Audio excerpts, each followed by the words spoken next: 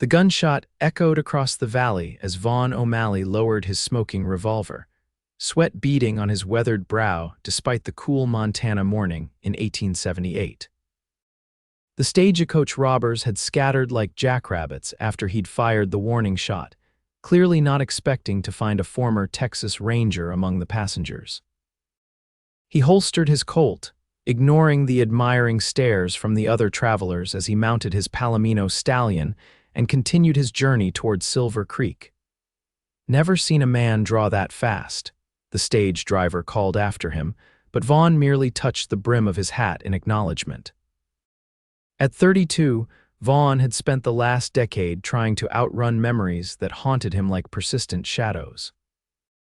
10 years of drifting from town to town, taking work where he could find it ranch hand, deputy, bounty hunter, anything to keep moving, to forget the girl with the amber eyes who'd stolen his heart when they were barely more than children. Silver Creek had changed little in the decade since he'd last seen it. The main street was wider now, with more establishments lining either side, but the same rugged mountains stood sentinel in the distance, unchanged by time. He guided his horse past the new hotel, the expanded general store, and finally reined in before the Silver Dollar Saloon. The familiar smell of whiskey, tobacco, and unwashed bodies greeted him as he pushed through the batwing doors. A piano player thumped out a jaunty tune in the corner while several patrons nursed drinks at scattered tables. Vaughn made his way to the bar, ordering whiskey from a bartender he didn't recognize. "Been a while since you darkened our doorway, O'Malley," came a gruff voice from behind him. Vaughn turned to see Sheriff Frank Miller, older now with silver threading through his mustache but still sporting the same no-nonsense expression. "Miller," Vaughn acknowledged with a nod. "Town's grown." "That it has." The sheriff settled onto the bar stool beside him. "What brings you back?" "Last I heard, you were raising hell down in Arizona territory." Vaughn tossed back his whiskey.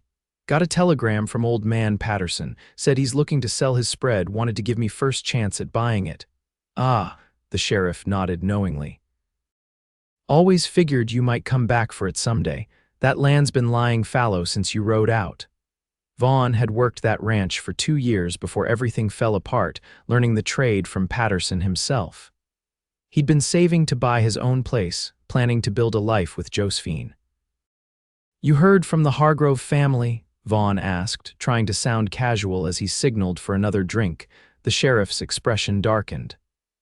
"They pulled up stakes about 8 years ago, headed to California from what I heard. After Joseph and Margaret passed in that influenza outbreak, there wasn't much keeping Josephine here." Vaughn gripped his glass tightly. Dead, her parents were dead, and Josephine gone to California. He'd often imagined her still in Silver Creek, maybe married to some prosperous rancher raising a family. The thought had tortured him, but at least in his mind, she'd been safe, happy. "You know where in California?" Miller shook his head. "Never said, just packed up and left." Vaughn nodded, finishing his second drink. "I'll be at Patterson's if you need me." The old ranch looked much as he remembered it, a modest 2-story house with a wide porch, weathered barn, and corrals set against the backdrop of pine-covered foothills. Patterson greeted him warmly, clapping him on the shoulder with surprising strength for a man in his 70s. "Knew you'd come," the old rancher said. "Bones getting too old for this life. Wife's been after me to move to Denver with our daughter's family." They discussed terms over coffee, Patterson offering a fair price that would nearly clean out the savings Vaughn had accumulated over the years. But as they walked the property, memories flooding back with each familiar landmark, Vaughn knew this was what he wanted. "A place to put down roots at last, to stop running. I'll take it," he said as they stood on a rise overlooking the valley. "When can you move out? End of the month work for you?" Patterson asked. Vaughn nodded, and they shook hands on it. The following weeks passed in a blur of activity.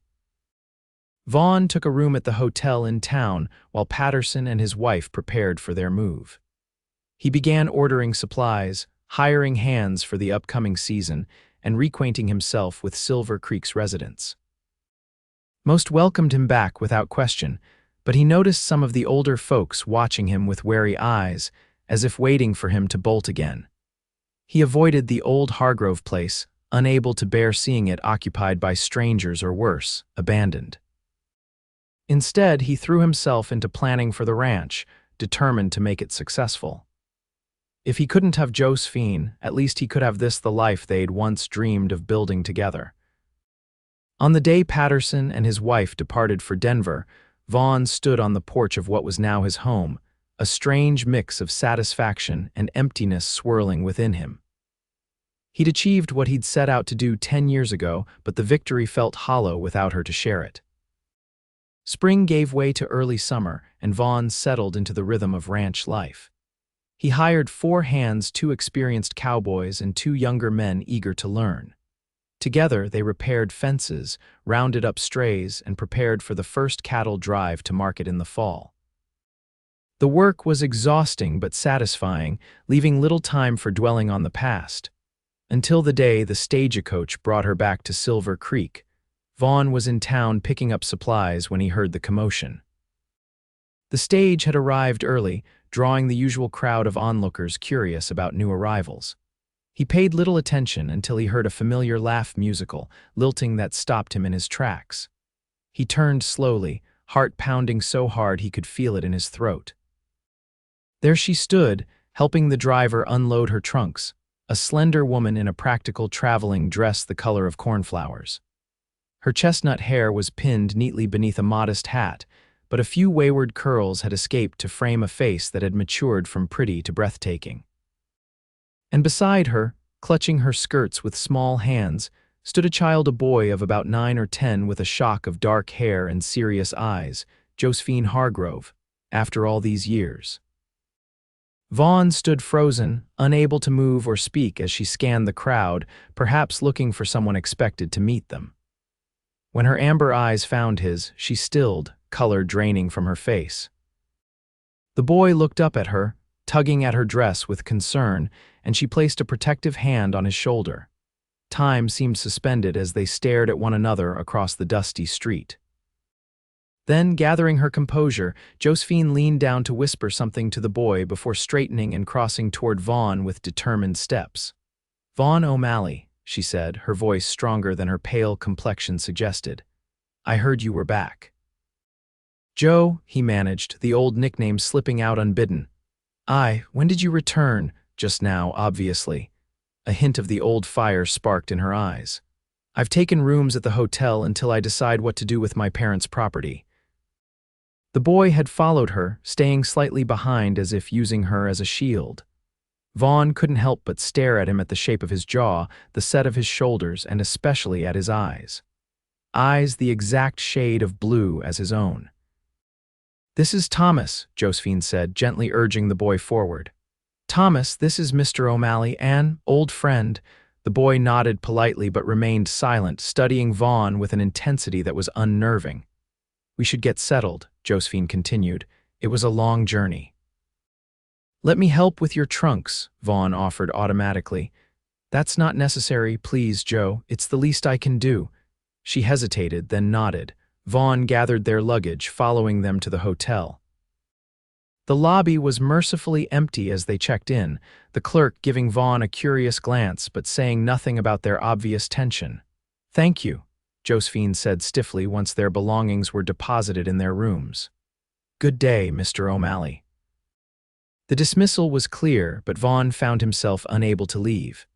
The boy Thomas had wandered to the window, pretending not to listen while clearly absorbing every word. "Joe, could we talk, just for a moment?" She glanced at Thomas, then back to Vaughn. "Not now, perhaps tomorrow." "I could meet you at the cafe for lunch. I'll be there at noon," he promised. Reluctantly taking his leave, Vaughn barely slept that night, his mind racing with questions and possibilities. The boy's age, his features, it couldn't be coincidence, but why hadn't she told him? Why had she let him believe she'd moved on, formed a life without him? The next morning crawled by at an excruciating pace. Vaughn attempted to occupy himself with ranch work, but kept making careless errors until his foreman, Ellis, suggested he take the day off. "Got something on your mind, boss?" The older man asked knowingly. "Something like that," Vaughn admitted, mounting his horse for the ride to town. He arrived at the cafe early, securing a table near the back where they would have some privacy. When Josephine entered precisely at noon, wearing a simple green dress that complemented her coloring, every head turned to watch her progress through the room. She walked with the same graceful confidence he remembered, though there was a new guardedness in her expression that hadn't been there before. "Thank you for coming," he said as she took the seat across from him. "I felt I owed you that much." She placed her gloves beside her plate, her hands betraying a slight tremor despite her composed demeanor. "I assume you have questions. Just one, really." Vaughn leaned forward, lowering his voice. "Is he mine, Joe?" Her eyes met his, unflinching. "Yes, Thomas is your son." Though he'd suspected known, really, from the moment he'd seen the boy, hearing her confirm, it sent a jolt through him like nothing he'd ever experienced. "Why didn't you tell me?" The words came out harsher than intended, edged with a decade of hurt and confusion. "Tell you how, Vaughn?" Her voice remained low but gained intensity.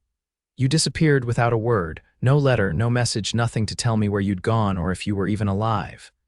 Your father told me to leave, said you were engaged to William Foster, that the two of you had been carrying on behind my back." Josephine's eyes widened in genuine shock. "What? That's absurd. William was courting my cousin Elizabeth. I never—" She broke off, understanding dawning on her face. "And you believed him, without even asking me." "He showed me letters, Joe, love letters with your signature, forged, obviously." She shook her head in disbelief. "My father never approved of you, a ranch hand with no family, no money. He wanted more for me, but I never would have betrayed you, Vaughn. Never." Vaughn felt sick, remembering how quickly he'd accepted Joseph Hargrove's evidence, how the older man's contemptuous words had confirmed every insecurity he'd harbored about not being good enough for Josephine. "I was young and stupid," he admitted, "and proud, too proud to fight for what we had." "And I was pregnant and abandoned," she countered, a lifetime of hurt in her voice. "When I realized, I went looking for you. Sheriff Miller said you'd headed south, but no one knew exactly where. I wrote to every town sheriff in 3 territories, nothing." "I kept moving," Vaughn said, the full weight of his mistake crushing him. "Never stayed anywhere long enough for word to catch up. My parents were furious when they discovered my condition. Father wanted me to claim the child was from a secret marriage, give him up for adoption. I refused. Mother eventually took my side, but father never forgave me for the disgrace." Her voice grew softer. "When they died, there was nothing keeping us here. We went to stay with my aunt in San Francisco." "Why come back now?" Thomas has been asking about his father. "I told him what little I knew, that you were a good man who didn't know about him, when I heard from Mrs. Patterson that you'd returned and bought the ranch." She shrugged. "It seemed like fate. He deserves to know you, and you deserve to know him." Vaughn struggled to process everything the years wasted, the son he hadn't known existed, the love he'd thrown away based on a lie. "Does he know about me? I told him last night after we saw you. He's cautious, uncertain. He's grown up with just me, and now suddenly there's a father in the picture." She twisted her napkin nervously. "I thought perhaps you might come to dinner tonight, begin getting acquainted." "I'd like that," Vaughn said, his throat tight with emotion. "Very much." Their meal passed with superficial conversation, updates on mutual acquaintances, changes to the town, safe topics that avoided the deeper currents flowing between them. As they prepared to leave, Vaughn found the courage to ask the question that had been burning in his mind. "Did you ever marry?" "In California," Josephine's expression softened slightly. "No, there were offers, but none of them were you." The admission hung in the air between them, fragile and weighted with possibility. 7 o'clock, she asked, pulling on her gloves. "I'll be there." Vaughn spent the afternoon in a daze, alternating between elation at finding Josephine again and discovering he had a son, and crushing guilt for having abandoned them, however unintentionally. He bathed carefully, shaved, and put on his best shirt and vest before riding back to town.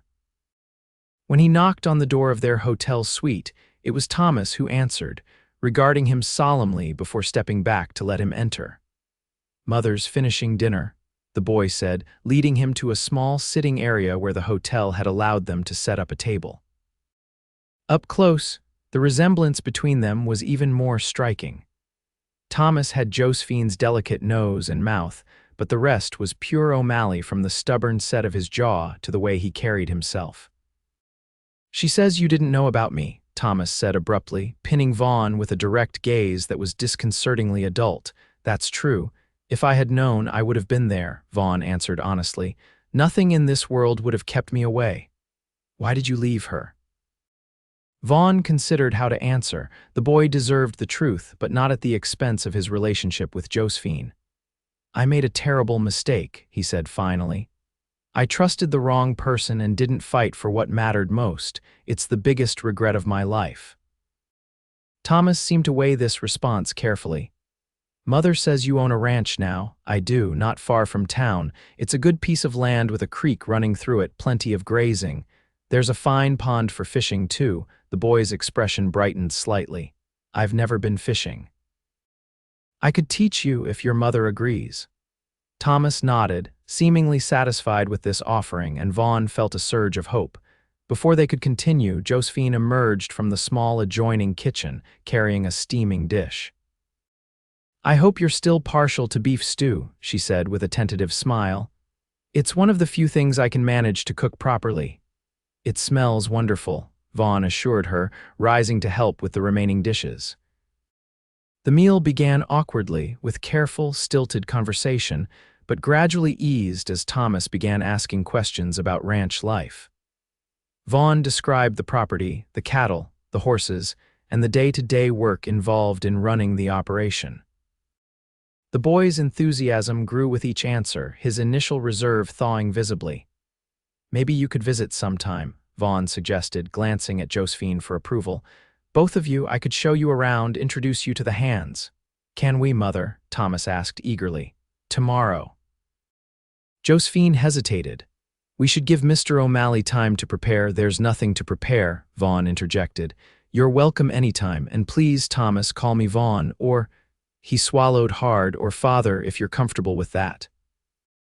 The room fell silent as Thomas considered this. "I'll think about it," he said finally, with the same diplomatic care Josephine had always shown. After dinner, Thomas reluctantly went to bed, though not before extracting a promise from Vaughn to show him how to throw a lasso during their visit the next day. Once they were alone, Josephine poured coffee, her movements betraying nervous energy. "He likes you," she said softly. "I wasn't sure how he would react. He's an incredible boy, Joe. You've done an amazing job raising him. It hasn't always been easy." She sat across from him, cradling her cup. "My aunt helped when he was small, but after she passed, it was just the two of us. I took in sewing, then eventually opened a small dress shop in San Francisco." "You always had a gift for it," Vaughn remembered. "You made that blue dress for the Founders' Day dance. Every woman in town was asking who created it." Josephine smiled at the memory. "It was successful enough to support us comfortably. Selling it gave us the funds to return here and start fresh." "What are your plans now? Will you stay in Silver Creek?" "I'm not sure," she set her cup down carefully. "I need to decide what to do with my parents' property. The house has been rented out, but it stood empty this past year." "Whatever you decide, I want to be part of Thomas's life," Vaughn said firmly. "And yours too, if you'll let me." Her eyes met his, wary but not cold. "It's been 10 years, Vaughn. We're different people now." "Some things don't change, Joe." He reached across the table, not quite touching her hand. "What I felt for you, what I still feel, is one of them." She withdrew slightly. "We need to focus on Thomas for now. He needs stability, not confusion." "Of course," Vaughn agreed, though disappointment lanced through him. "One day at a time." He left shortly after, promising to expect them at the ranch the following afternoon. As he rode back through the darkness, stars brilliant overhead, Vaughn felt something he hadn't experienced in years: hope, fragile but persistent, taking root in his heart. True to their word, Josephine and Thomas arrived at the ranch the next day shortly after lunch. Vaughn had spent the morning in a flurry of preparation, instructing his hands to ready the gentlest horse for Thomas to meet and cleaning the house until it shone. Thomas's eyes widened as they approached the main house. "This is all yours." "It is," Vaughn confirmed, helping Josephine down from the buggy he'd sent to bring them. "And someday it could be yours." The boy's head snapped up in surprise, but before he could respond, the ranch hands emerged from the barn, curious about their boss's visitors. Vaughn introduced them proudly. "This is Thomas, my son, and his mother, Miss Hargrove," watching with satisfaction as Thomas straightened to his full height at the acknowledgement. The afternoon passed in a whirlwind of activity. Vaughn showed them the entire operation, from the newly repaired barn to the spring house where dairy was kept cool. Thomas was fascinated by everything, asking insightful questions that revealed his quick mind. When they reached the corrals, Vaughn introduced him to a gentle, dappled mare named Daisy. "Would you like to ride her?" Vaughn asked. Thomas glanced at his mother uncertainly. "I've never let him near horses," Josephine admitted. "They've always seemed so dangerous." "Daisy here is steady as they come," Vaughn assured her. "And I'll lead her myself. He'll be perfectly safe."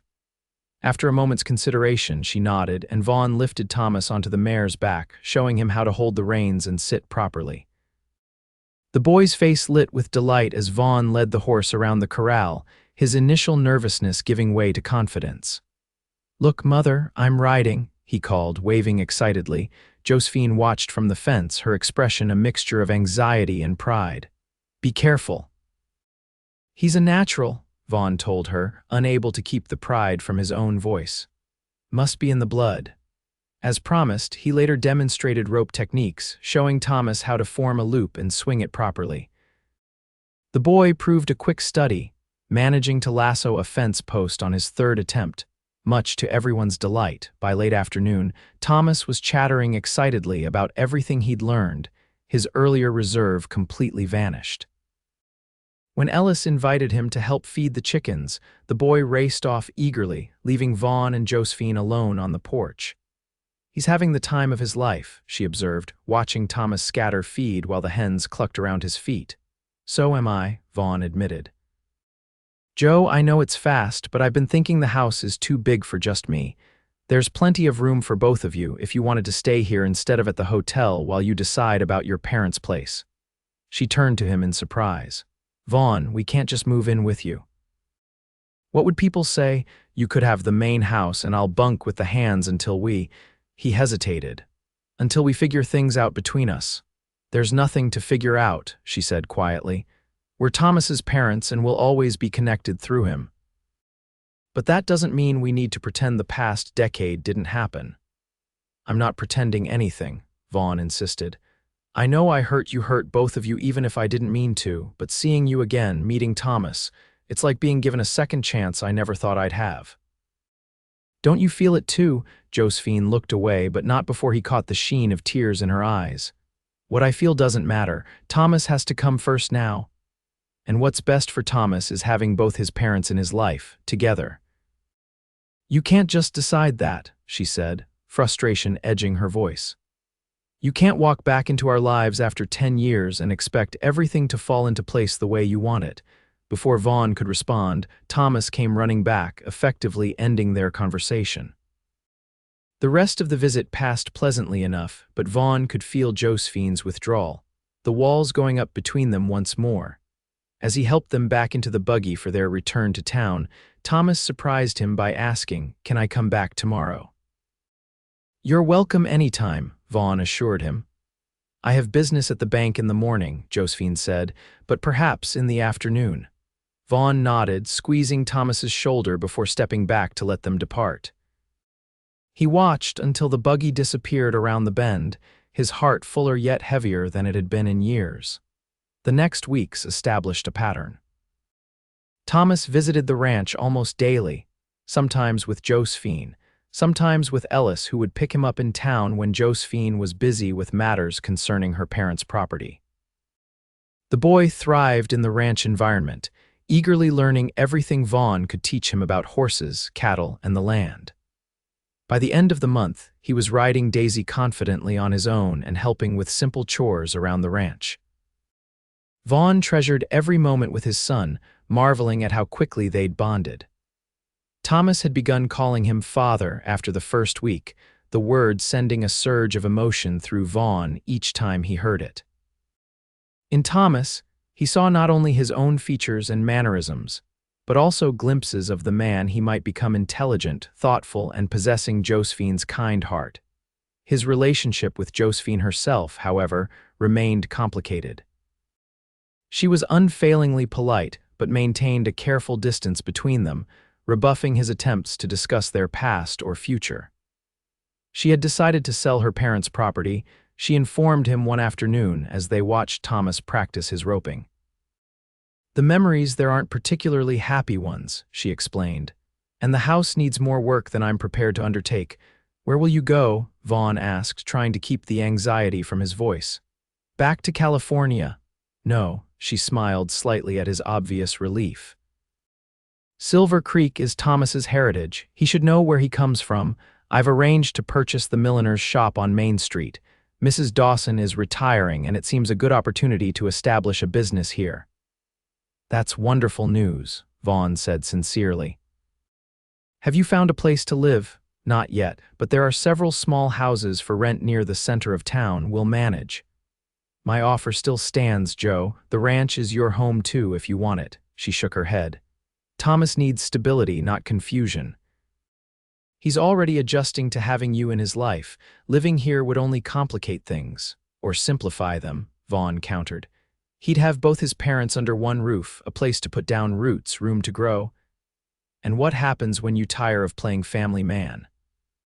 she asked, a flash of the old hurt surfacing. "When the wanderlust takes you again, that's not going to happen." He took her hand, relieved when she didn't immediately pull away. "I've done my wandering, Joe. All it taught me was that everything I ever wanted was right here in Silver Creek. With you." For a moment, her expression softened and he thought she might be wavering. Then Thomas called for her attention, breaking the moment, and she withdrew her hand from his. "I need to think of Thomas," she said firmly, "not myself, and certainly not you." The summer progressed, hot and dry as was typical for Montana. Vaughn divided his time between ranch work and spending every available moment with Thomas. The boy had taken to ranch life as if born to it, his natural aptitude making Vaughn increasingly determined to provide him with the legacy he deserved. One evening in late July, Vaughn rode into town to speak with Sheriff Miller about a small rustling problem affecting several local ranches. As he passed the half-constructed milliner's shop that would soon be Josephine's business, he noticed lights still burning inside despite the late hour. Concerned, he dismounted and approached the door, which stood slightly ajar. Inside, he found Josephine standing on a ladder, attempting to hang shelving on the wall while balancing precariously. "Joe, what are you doing?" he asked, startling her so badly she nearly fell. He rushed forward, steadying the ladder. "It's almost 9 o'clock. The carpenter promised to finish these shelves today, but he was called away on some emergency," she explained, stepping down from the ladder.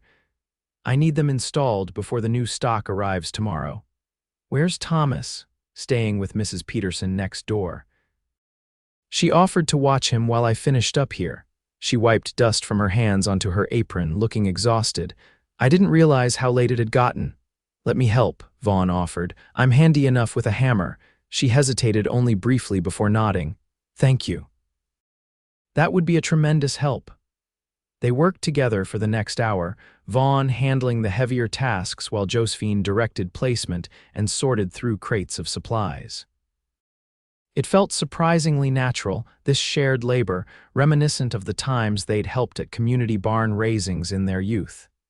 "You're good at this," he commented as she efficiently organized ribbons by color and width. "You've always had an eye for beauty." "Necessity is an excellent teacher," she replied, but with a small smile that encouraged him. When the last shelf was securely mounted, Vaughn stepped back to survey their work. "Looks good. You'll have the finest shop in town." "I hope so." She brushed a strand of hair from her face, leaving a smudge of dust on her cheek. "It's a risk, starting over here, but I think it's the right choice for Thomas." Without thinking, Vaughn reached out to wipe the dust away, his fingers lingering against her skin. "Joe." She didn't pull away, her eyes meeting his with an expression he couldn't quite read. Wariness, yes, but something else too, something that made his heart race. "I should get back to Thomas," she said softly, but made no move to step away. "I've missed you," Vaughn confessed. Every day for 10 years I missed you. You left, she reminded him, but the accusation lacked its former bite. I know, and I'll spend the rest of my life making it up to you if you'll let me. He took a chance, drawing her closer. I still love you, Josephine Hargrove. Never stopped, not for a single day. For a breathless moment, she remained still in his arms. Then, with a sigh that seemed to release years of pent-up emotion, she leaned into him, her forehead resting against his chest. I tried to hate you, she whispered. For years, I tried. It would have been easier, I know, but seeing you with Thomas, watching how naturally you've taken to being his father, it's made it impossible to keep holding on to that anger. Vaughn lifted her chin gently, searching her face. Does that mean there's hope for us? Instead of answering, she rose on tiptoe and pressed her lips to his, a kiss so sweet and familiar it made his chest ache. He pulled her closer, pouring a decade of longing into his response, hardly able to believe this wasn't another of the dreams that had tormented him for years. When they finally parted, both breathless, Josephine stepped back slightly, though she remained within the circle of his arms. I'm still not moving to the ranch, she said firmly. Not yet. Thomas and I need our own space in town, at least until I'm certain of this. I'll wait, Vaughn promised. However long it takes. But Joe, I want you to know I'm not going anywhere this time. Whatever happens between us, I'll be here for Thomas. And for you, she nodded, a cautious smile warming her eyes. One day at a time. One day at a time, he agreed, sealing the promise with another kiss. The grand opening of Hargrove Millinery and Fine Goods in early August was the social event of the season in Silver Creek. It seemed every woman in the county had found reason to visit town that day, eager to see the shop's offerings and, more importantly, to glimpse the scandalous reunion of Josephine Hargrove and Vaughn O'Malley. Gossip had spread quickly after they'd been seen together regularly, though few knew the full story. Speculation ran rampant, with theories ranging from a secret marriage years ago to a recent whirlwind romance. Josephine bore the whispers with dignity, focusing on establishing her business and creating a stable environment for Thomas. Vaughn stood proudly at her side during the opening, clearly claiming his place in her life, despite the raised eyebrows of some of the town's more conservative matrons. Thomas moved between them comfortably, no longer the cautious, uncertain boy who had arrived in town barely 2 months earlier, but a confident youngster secure in the knowledge of his parents' love. As summer faded into autumn, their unconventional family found its rhythm. Thomas divided his time between the ranch, where Vaughn was teaching him everything about cattle and horses, and town, where he attended school and helped his mother at the shop after classes. Vaughn made a point of having dinner with them several times a week, gradually reclaiming his place in Josephine's heart as well as her life. By the first snowfall in November, Josephine had cautiously begun speaking of, when rather than if, regarding a more permanent arrangement. The transition was delicate. Thomas thrived on their current arrangement, and Josephine's business was flourishing, requiring her presence in town most days. Perhaps we could build a small house in town, Vaughn suggested one evening as they sat on the porch of the rooms Josephine had rented above the bakery. Thomas was inside, absorbed in a book about cattle breeding that Vaughn had given him. Somewhere you could maintain the shop easily. And what about the ranch? Josephine asked. You can't run it properly living in town. I've been thinking about that, he admitted. Ellis is more than capable of handling day-to-day operations. I could ride out when needed, but be here with you and Thomas most of the time. She considered this. You'd give up living at the ranch. I know how much it means to you. You and Thomas mean more, he said simply. The ranch will be there for him when he's ready. In the meantime, I want us to be a family, a real one. Josephine's eyes softened. You've changed, Vaughn O'Malley. For the better, I hope. Definitely for the better. She squeezed his hand. But I've been thinking too, the shop is doing well enough that I could hire help. Mrs. Peterson's daughter has a good eye for detail and needs the work. And Thomas misses the ranch when he's away from it too long. What are you saying, Joe? I'm saying that perhaps it's time we stopped living in two places, that perhaps the ranch is where we all belong together. Vaughn's heart soared at her words. Are you sure? It's a big change.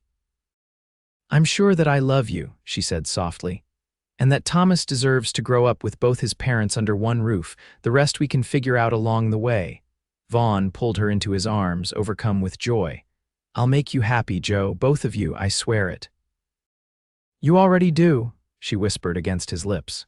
Their wedding took place on Christmas Eve in the small church where they'd first met as teenagers.